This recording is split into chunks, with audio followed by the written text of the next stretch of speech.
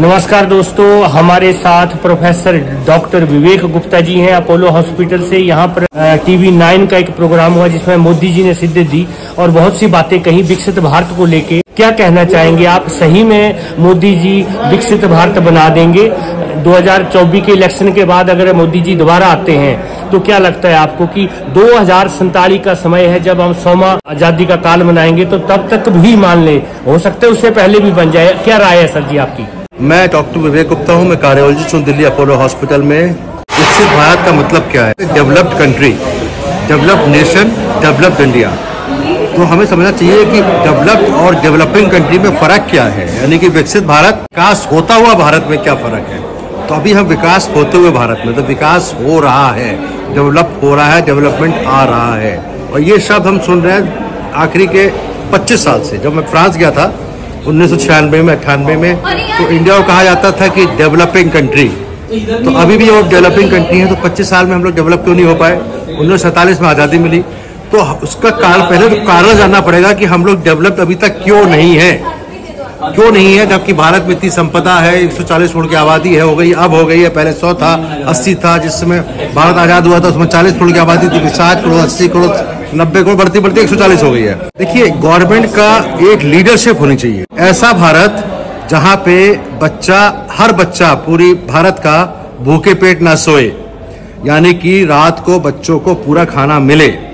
दूसरी बात है, सबको हेल्थ केयर फैसिलिटी मिले। हेल्थ केयर मतलब स्वास्थ्य सेवाएं, चाहे कहीं गरीब हो, चाहे अमीर हो, चाहे देश में रह रहा हो, चाहे बड़े शहर में रह रहा हो, चाहे मेट्रोपॉलिटन में हो, चाहे झुग्गी झोपड़ी में हो, चाहे गांव में हो, चाहे उत्तर प्रदेश के बिल्कुल गांव में हो, चाहे ट्राइबल एरिया में हो, सबको हेल्थ केयर फैसिलिटी उपलब्ध होनी पड़ेगी।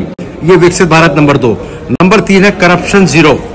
करप्शन जीरो तो नहीं हो सकता। अब करप्शन 2 तरह का होता है। एक करप्शन होता है जिसमें हाई लेवल करप्शन, जो पता ही लगता। एक होता है करप्शन छोटे लेवल का, पुलिस ने, दरोगा ने 100 रुपए ले लिए, आपने कहा 50 रुपए दिए, 100 रुपए दिए, 500 रुपए दिए, आपकी फाइल मूव हो गई हो, तो लोअर लेवल करप्शन। तो हमारे आदरणीय प्रधानमंत्री जी कोशिश कर रहे हैं करप्शन समाप्त करने के लिए। करप्शन समाप्त करने के लिए पुलिस के डंडे के अलावा माइंडसेट चेंज करना पड़ेगा। आदमी का मानसिकता चेंज करनी पड़ेगी। मानसिकता क्यों खराब हो गई हमारी भारत की? हमारा देश मुगलों से, देखिए कब से मुगलों ने राज किया, यहाँ पे कितना अत्याचार हुए।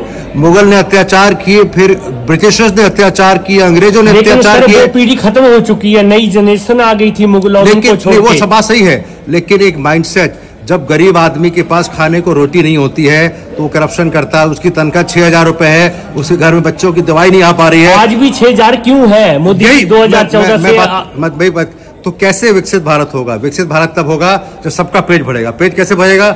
जो सैलरी स्ट्रक्चर बढ़ानी पड़ेगी। सैलरी स्ट्रक्चर कैसे बढ़ेगी? अब हाई लेवल करप्शन खत्म कर दीजिए, सैलरी स्ट्रक्चर बढ़ जाएगा, आपको आर्थिक स्थिति इंप्रूव हो जाएगी। तो सैलरी स्ट्रक्चर अगर एक पुलिस वाले को जो तनख्वाह 25,000 मिलती है, उसको अगर 1 लाख रुपए देने लगे, 70,000 देने लगे, तो उसका पेट वैसे भरा हुआ, उसके सारे सामान क्यों करेगा करप्शन? लो लेवल करप्शन खत्म करना, स्वास्थ्य सेवाएं करना। और मैं कहना चाहता हूं कि इतना हमारी लीडरशिप स्ट्रांग है आदरणीय प्रधानमंत्री मोदी की। ये फिक्शन नहीं है, ये फैक्ट है, ये होके रहेगा। इनको अगर 1-2 टर्म और मिल जाते हैं तो ये काम होगा। क्योंकि अगर किसी भी प्राइम मिनिस्टर को, किसी के राजा को, किसी की थॉट प्रोसेस है कि हमको डेवलप करना है, उसकी सोच अगर ये पॉजिटिव है, उसको काम करना है, सेल्फलेस सर्विस करनी है, अपने बारे में नहीं सोचना है, तो ये काम हो सकता है। और ये हमारी लीडरशिप भगवान कृपा से इस समय जो नरेंद्र मोदी जी की लीडरशिप है वो इसी तरफ चल रही है। मैं चाहूंगा 5 साल नहीं, 2047 का हमें वेट करने की जरूरत नहीं है। हम इसको अगले 10 साल या 5 साल में अचीव कर सकते हैं। बहुत बहुत धन्यवाद। Thank you very much. नमस्कार सर।